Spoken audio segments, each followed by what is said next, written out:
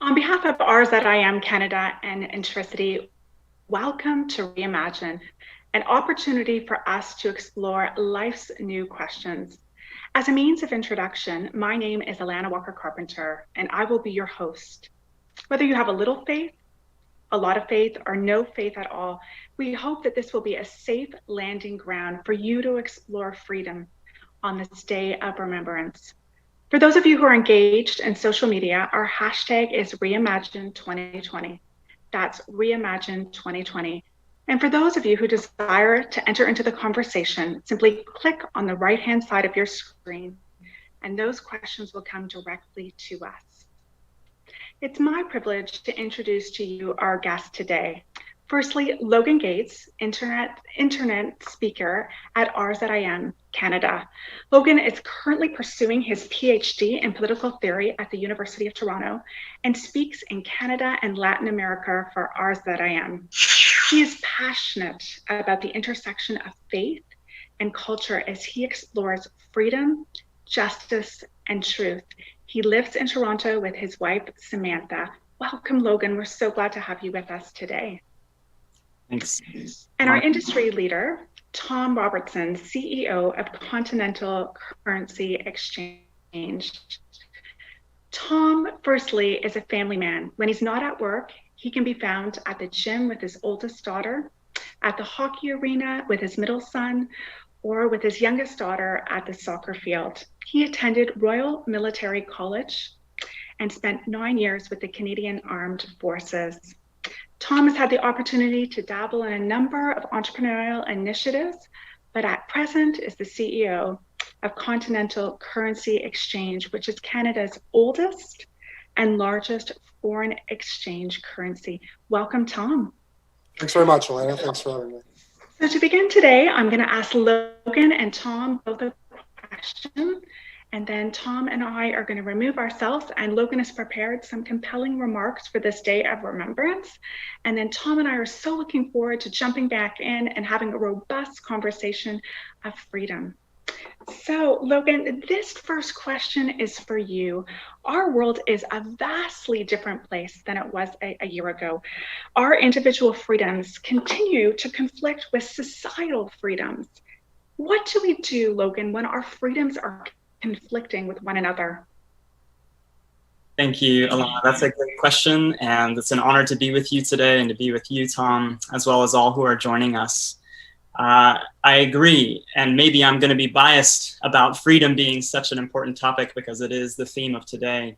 But I do feel COVID-19 has brought this topic to the forefront, and I like this distinction you're making between individual freedoms and social freedoms, because I do think that there's a difference between them. A number of years ago, a Harvard sociologist named Robert Putnam released a book that was called Bowling Alone.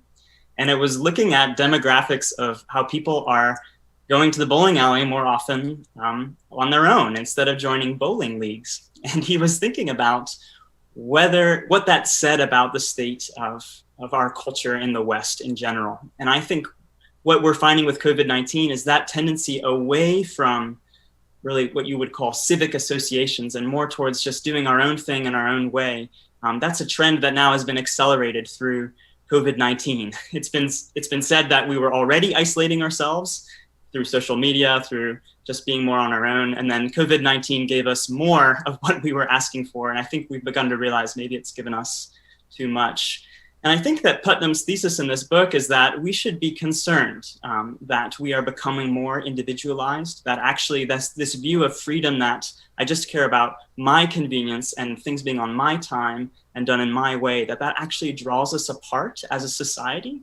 And I think that when you look at, factors that have contributed to social unrest this year, there's a lot that's there. We've had racial unrest and injustices, both in our country and south of the border. We've had COVID-19 and the election. But I do think that this isolation and this individualized sense of freedom has contributed to our inability to really wrestle and process with these things as a community and to ask, is there a kind of freedom that unites us? And I hope that's a question we can wrestle with today. Oh, thank you, Logan. Just thinking about that bowling alley analogy, right? A very strong analogy about how people have just become a lot more individualistic. Tom, this next question is for you. You have been both an entrepreneur and worked within a corporate structure. There seems to be this illusion that as an entrepreneur, you have more freedom. Do you think this is true? Well, it's a good question, Alana. It's one you get a lot as an entrepreneur. I'm just going to turn on my lights here. I come from a family of entrepreneurs. My father was an entrepreneur. My brother's an entrepreneur. And there's certainly on the surface is a degree of freedom there that you don't get in the corporate world, particularly when you're junior in your career in the corporate world and you're 9 to 5 and you've got a boss over top of you, or in the trades or blue collar work where you're on the job site. So certainly that's true, that entrepreneurs have that degree of freedom. But of course, you only have to dig a bit deeper to understand that entrepreneurs bear the weight of the world on their shoulders every day. You know, there's no turning off when you're an entrepreneur. So I owned a business where I had a risk consultancy, and we do risk assessments for the financial services industry. And that's sort of my skill set. I go and I do risk assessments. So does the in-house risk person at the bank. But of course, in addition to my risk assessments, I run payroll at the end of the month, and I have my suppliers I have to take care of, and all sorts of miscellaneous tasks that I need to do or they don't get done. But if I'm in-house at the bank and I do my job well, and presumably I've been hired to write risk assessments because I have those core competencies, then I'm free, aren't I, to do more of what I really want to do and should be doing in this world, which is living a full life, as was alluded to a moment ago, spending time with friends and spending time with family and pursuing my passions, all the things that we're really meant to be doing. So I think on a deeper level, there's a freedom working in the corporate world that entrepreneurs don't get unless they're part of the very few lucky ones that sort of reach that penultimate status where they can go on webcasts and pontificate type thing. So that's where I am. Oh, thank you, Tom. Just the freedoms contrasted and different, and the freedom that we do have a little bit more within that corporate world. Now, I'm sure our corporate friends would love to kind of weigh into that conversation and dispute that too. That's right. Logan, we're going to transition over to you. We're looking forward to your remarks. So over to you, Logan. Well, thanks again, Alana.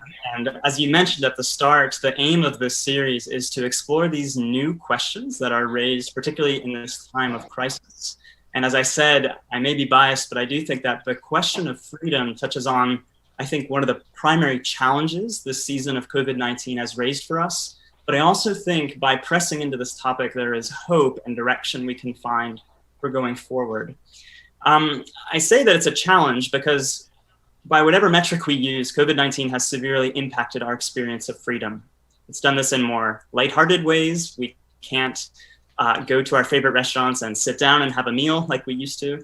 But I think obviously in much more serious ways, we have lost a lot of freedoms. We've lost the freedom to be with loved ones, whether because they're overseas or because we can't be with them in the same intimacy and warmth that we could before. We've lost freedoms in terms of financial security. There are many who have lost their jobs. There's insecurity going forward. We don't know how markets will perform tomorrow or next week or next month. And there is something of a loss of freedom that comes with that. There's a loss of freedom in terms of our health.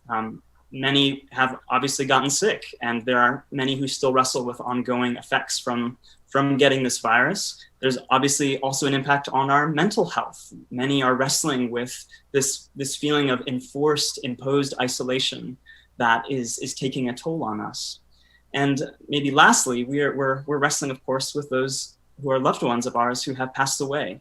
And the very idea that some have had to pass away alone, that would have been inconceivable just a year ago. So I think on the whole, when it comes to this crisis, what we're facing is this sense that we've lost our control. We're more at the whim of government restrictions or the spread of the virus or these vaccines that are being developed, but that feels often quite far away. I think we can feel a loss of freedom.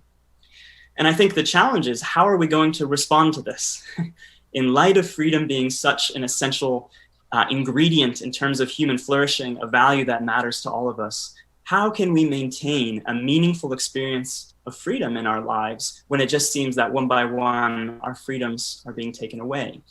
And I think for those of us in positions of responsibility and leadership, the question also becomes, how can I help foster an environment, a culture of freedom when it's incumbent on me, perhaps, to impose some of these restrictions, to let some people go, to create this environment that, even though that's the case, that this is still a space where human freedom is valued. I think those are the questions that are facing us. And I would say, I think the main way our culture has responded is by saying, well, we've lost all these freedoms, but what are the freedoms that are left? And how can we hold on to those as tightly as we can and try not to lose them? But I think that I would argue that strategy is proving not as effective as we might think. And what I mean by that is I think each of us have different ways in which we interpret what our individual freedoms are. And just like that first question you asked, Alana, I think that that's where we can see conflict. So take, for instance, even the idea of masks and social distance protocols. You have some people who would say, you know, this idea that you're imposing on me to wear a mask, to stand on this little sticker circle while I wait in line at the bank, I just find that is an offense to my freedom and I won't have it. And then on the other end, you have those who say, I can't believe you would not wear a mask, that you wouldn't honor these protocols. That is an offense to my freedom to be healthy and the loved vulnerable ones who I'm often seeing. So I think what we find is actually this idea of I need to assert my freedoms because I'm losing so many, and the ones I have, I need to hold on to, actually is something I think that is not so much raising our social freedom as a whole, but actually I think starting to deteriorate some of the relationships that we need so much in this time. So I just think in every circle we're in our workplace, in our families or extended families, we will find people on either end of the spectrum. And sometimes we will find ourselves going between the two, of being on the end of taking things more seriously or less seriously than others. And I think this has led to a lot of tension. Now, I think that what the main issue is, I'm going to argue in these few minutes I have, is just that maybe what we have is not an issue of strategy, but actually the main issue is our understanding of freedom is perhaps deficient. And maybe we need to reimagine what we mean by freedom as a value for our culture. So what I mean by that is, I think the modern understanding of freedom, which goes all the way back to the Enlightenment, is that freedom is being able to do whatever you want, whenever you want, however you want. And I think if that is our view of freedom, then certainly when these restrictions continue to grow with COVID-19, we feel our freedom is being limited. And then on top of that, we feel this inclination to hold on to the freedoms that we have. However, here we are on Remembrance Day. And I think on Remembrance Day, we are given an entirely different view of freedom, a view of freedom that I think actually has so much to offer the way we tend to view this issue as moderns today. Because on this day, when we're commemorating particularly the lives of those in our armed forces that have been given, these are lives that valued the freedom of others who often were even strangers, more than their own experience of freedom. And this just is such a contrast between our culture today that says, I need to assert my freedoms and claim them, and these lives of our armed servicemen and women who have said the opposite, who said in effect, I have these freedoms, but I am willingly giving them away in order to preserve the freedom of others. And we see that done through the over 100,000 Canadians who've given their lives in our armed forces. We see it through the 2.5 million Canadians who have served as veterans. And I think we see that through the sacrifice that comes even for a veteran giving up the freedom of where they live, the impact that has on their family, the potential of being put in harm's way. That is a loss of freedom. And I think that the question this raises for us is, why would someone do that? I think that's what we as moderns wrestle with. And I'm so eager to hear how Tom would answer that question, who's given years of his life to our military.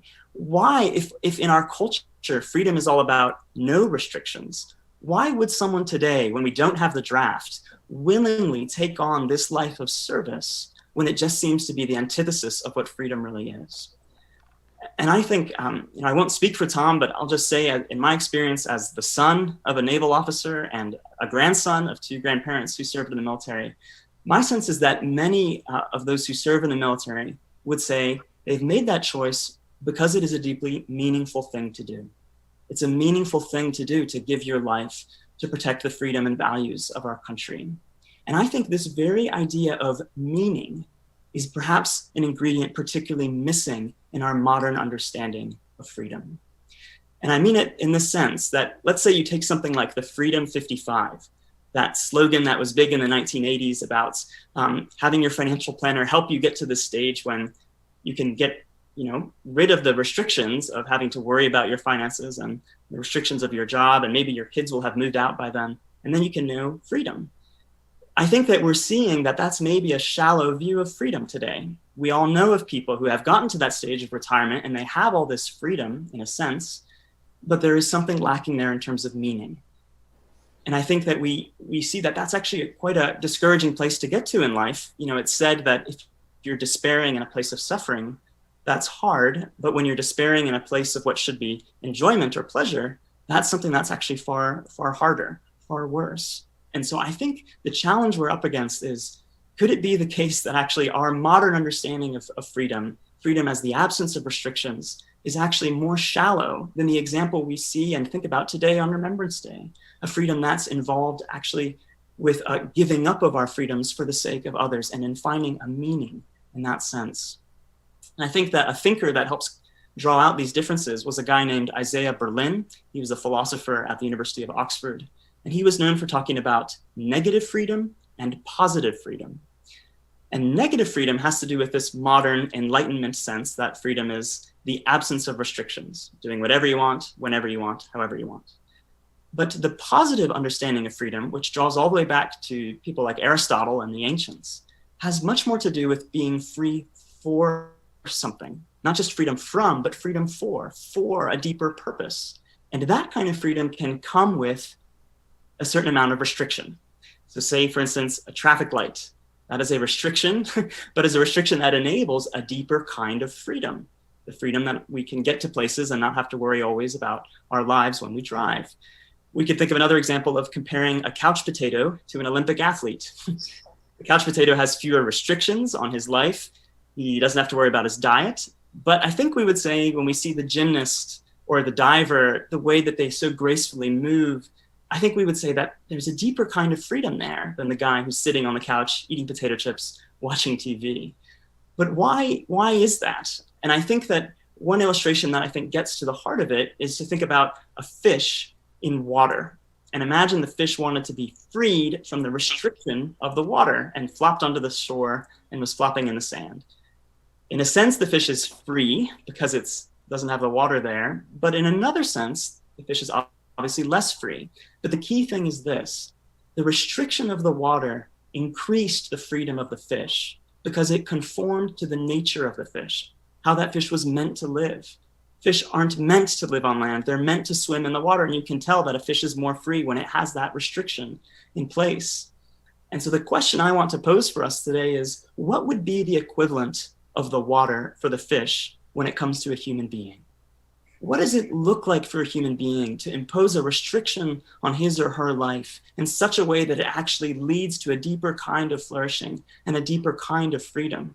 What would it be like to reframe freedom in terms of not just what I'm free from, but what I'm free for, even though that comes with a certain measure of sacrifice or restriction? I think that perhaps this was said in the most famous way by Jesus of Nazareth 2,000 years ago, when he says, "He who would save his life will lose it, but he who loses his life for my sake will find it."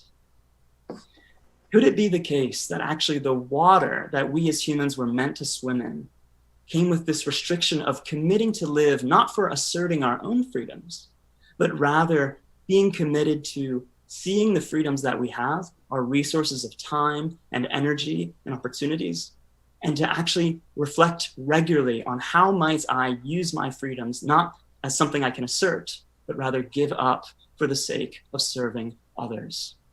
What would it look like as we think about COVID-19, as we think about our workplace and our families and all of these spheres where we have a certain degree of freedom?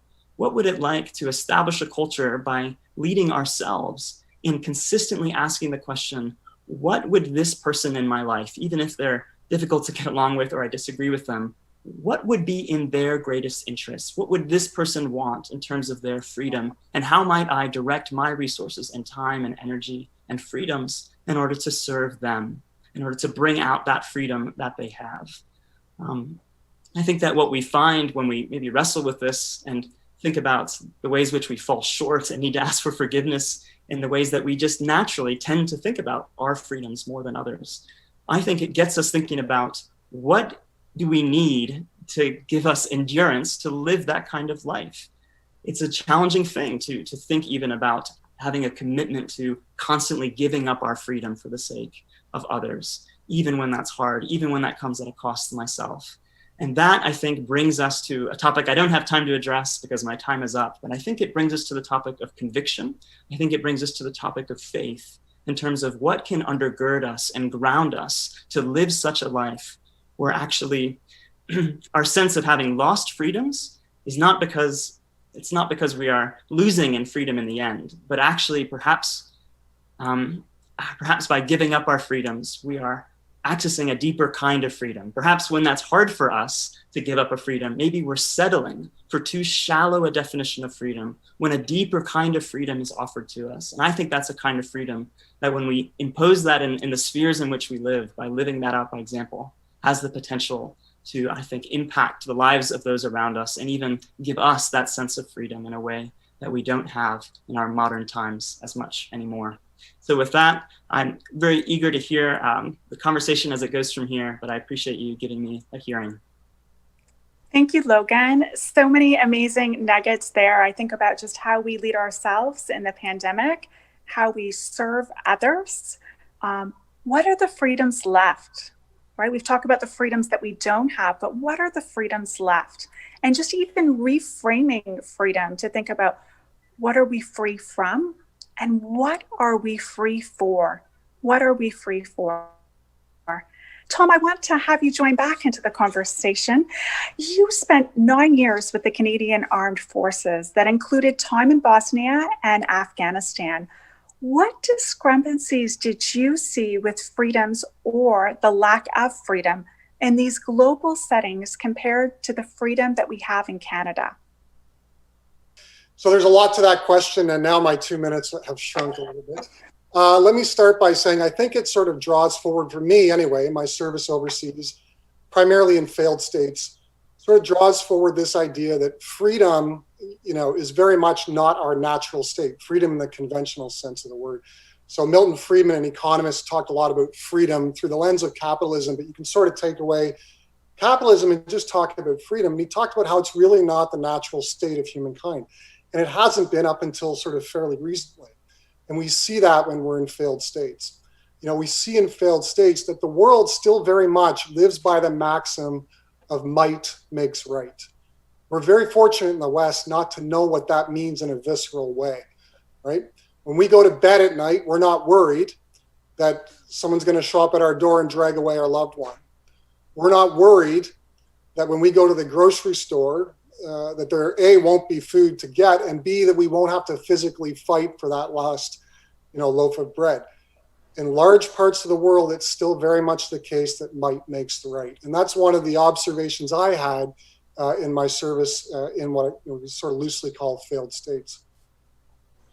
And I think we're very blessed not to have that. And the second point that sort of draws forward for me is this idea that, why does might make right exist in these states? Why is it the case that if you're between the ages of 18 and 35 and you're male and you're physically fit and you belong to a particular ethnic group, that you are going to live a relatively okay life, but everyone else is not?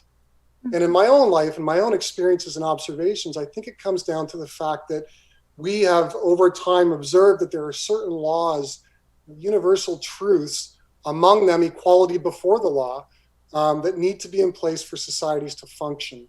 And we're blessed to have these in the West.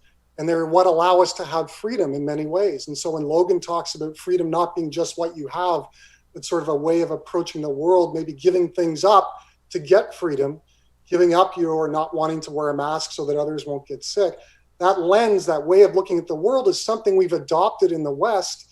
I think, thankfully, it's a sign of the growth of humankind that we've understood that there are these universal laws to which we are all beholden. So maybe I'll stop there, Alana, and see if that addresses your question.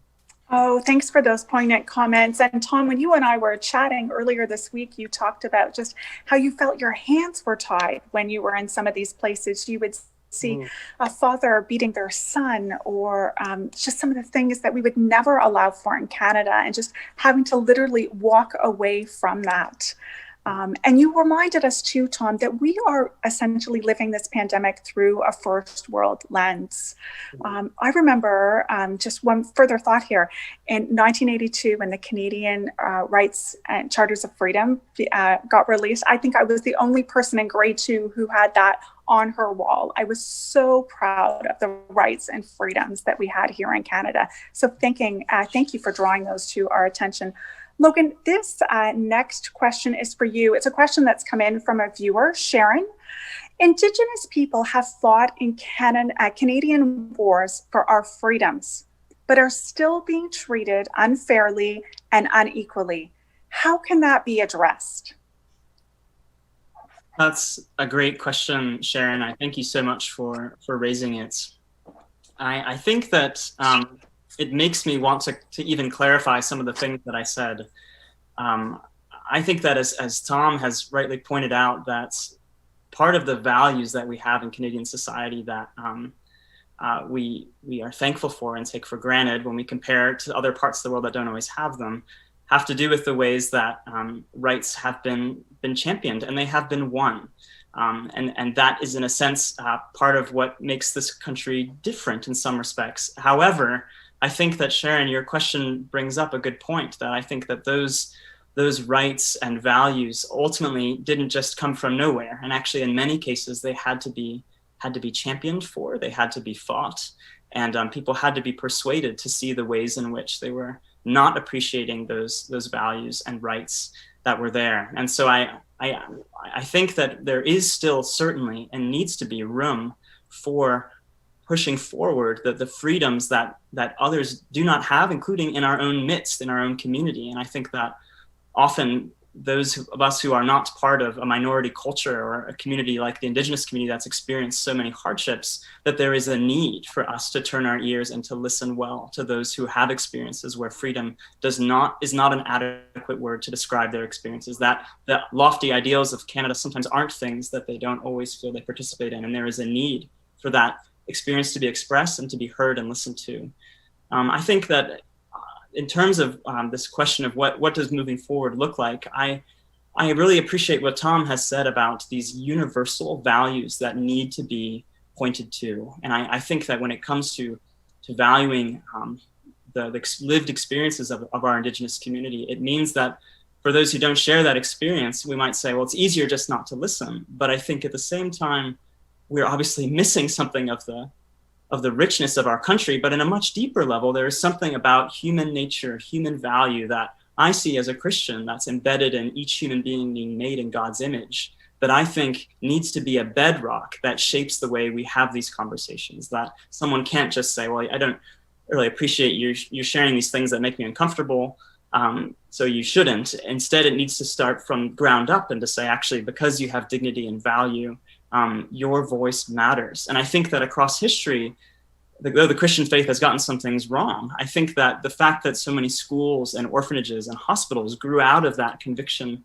because people realized, hey, we have to care for these orphans because they have value and dignity. And that was a big contrast to the ancient Roman world, for instance. I think that is a sign that some kind of universality can help us in that direction. But I think it's something that is incumbent on the rest of us who maybe aren't in these more marginalized communities to be humble about, to listen to, and to say, if I really believe this is true, that there is such a thing as universal dignity and value, am I willing to let that challenge my views on how I engage and serve and listen to those who are saying their experience of freedom isn't what it should be. So I just so appreciate, Sharon, your concern for this issue, and I'm all ears to listen as well to how we can continue to do that better. Thank you, Logan. And we need to listen slowly. We need to listen slowly. And we need to just continue, Sharon, to have the same courage and bravery that you've demonstrated, and to continually ask that question, to ask the hard questions, and to not be afraid of dialoguing and entering into those conversations. We do need to do better. Tom, this next question is for you. On February 11th, 2018, your family had a tragic car accident on the way home from church, which led you and your wife into 2 different hospitals, and all 3 of your children being transferred to Sick Children's Hospital, with one of your children being in intensive care. The journey to recovery was difficult, physically, emotionally, and spiritually. And so, Tom, my question for you is there freedom in suffering? So with each question, we're getting increasingly difficult to answer. And so I appreciate the question. And, I would say it was a period of, it still is a challenging, it's a challenging memory. It was a challenging time. For me personally, the biggest challenge was around the children and what I had done to them. But, really, and then on a personal level, I went from, the way I frame it when I talk to people about it is, I went from snowboarding in Whistler, being very comfortable in January and feeling like I understood the world and my place in it, to being, in a doctor's office with a pacemaker, being told I can't have my heart go above 100 beats because I have this rare heart disease, cardiac sarcoidosis, that they don't really know what it is, but they know that my heart doesn't work properly. And so it's a lot to grapple with and to sort of understand. And when I think about it through the lens of freedom, and, here's what I would try to offer. First, I got to a place where you get some freedom from everyday worries. Not worried about my RRSP contributions when I have a very binary sort of view of does my heart beat or not in the next instant, right? So there's a freedom there. And of course, that's a superficial humor and a freedom. It's almost like a gallows humor. It's a sort of eat, drink, and be merry. Who knows what tomorrow brings? And while there is a freedom in that, it's superficial. It's like putting a Band-Aid on a gaping chest wound. It doesn't really get to root cause. The next sort of level I get to around freedom is this freedom that comes from a faith perspective. And it's not, there's no easy answers. And I certainly have more questions than I do answers around my own faith. But there's something around the importance of a life well lived. There's something around the importance of knowing that we're on this earth for a purpose and that my life has meaning not on its longevity, but on its quality. So whether I'm here tomorrow or not, it's what I've done while I'm here that adds meaning and that adds value. The importance of a life well lived. And the best way I can sort of put it is to say when I go to bed at night and I lay down and I reflect on the day, if I spent the last 3 hours of the day driving my kids to hockey practice as I did last night, there's something there that's right. And I feel like I've done what I was put on the earth to do today. I've taken care of my family. If, on the other hand, I spent the afternoon on the couch watching football and drinking beer, it's not that there's anything wrong with that. And that's having pleasure out of life is, I think, part of life too. But it's not my ultimate purpose. It's not the machine functioning as well as it could function. So on my own sort of journey around freedom through the lens of what my family and I have experienced, I'm at a place now where it's something about living my life in a way that it's fulfilling a higher purpose, that it's living in a way that I was meant, that I was put on this earth to live.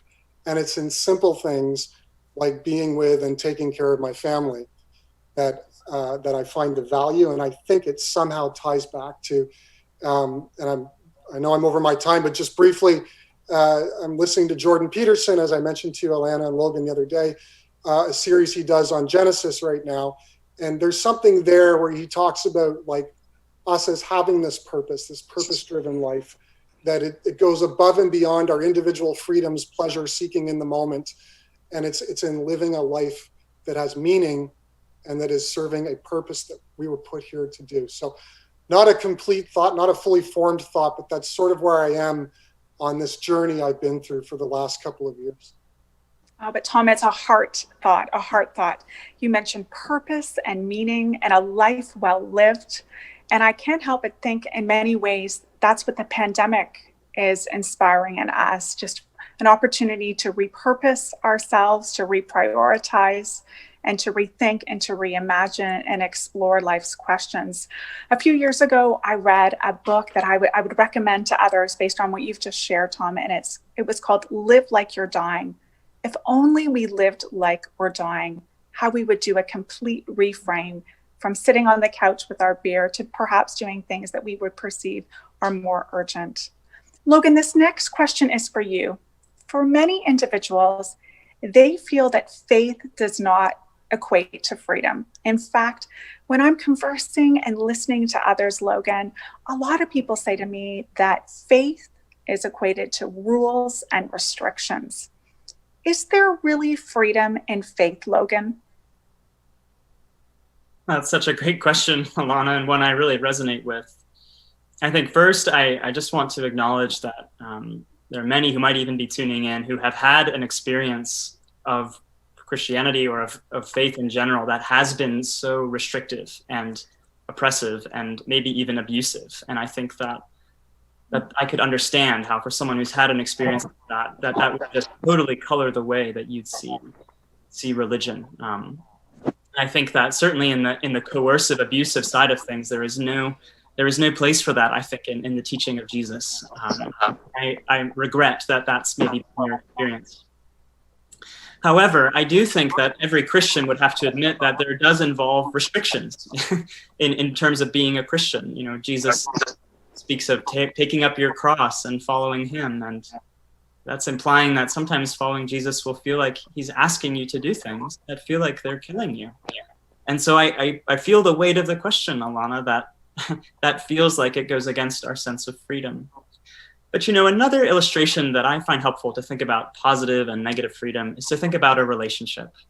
You know, I don't know if you've known someone who has fallen in love with someone else, and you see they begin to spend all their time with that person, all their money on that person. And maybe you pull them aside and you say, hey, do you have a sense this person is maybe taking away your freedom? But how does your friend respond? They say, freedom? I've never felt more free.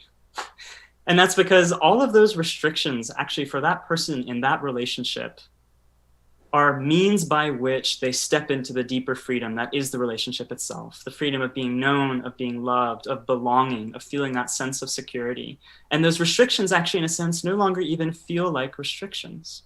And I wonder, Alana, if for those who raise this question, whether what's missing in that understanding of faith or religion is this element of relationship, where you just have the restrictions and you don't have the restrictions that are actually making possible to you this relationship with God. So as a Christian, I can't help but think about this idea that God, much like our military, you know, God valued my freedom, your freedom, more than his own, to the point that he gave up the life of his son on our behalf. And because of that, I do think we're meant to find, when we realize that that was us and that God did that before we changed anything in our own lives, I think that's meant to draw our hearts to him slowly and gradually, and our hearts begin to be warmed. And I think at that point, now when we're in this relationship and God asks us to do something hard, I think what goes through my mind is not just, this is hard, I don't want to do it. I feel that way sometimes, but I think about how if this God really loved me that much and has my interests in mind that much, and actually this obedience might be a way in which I am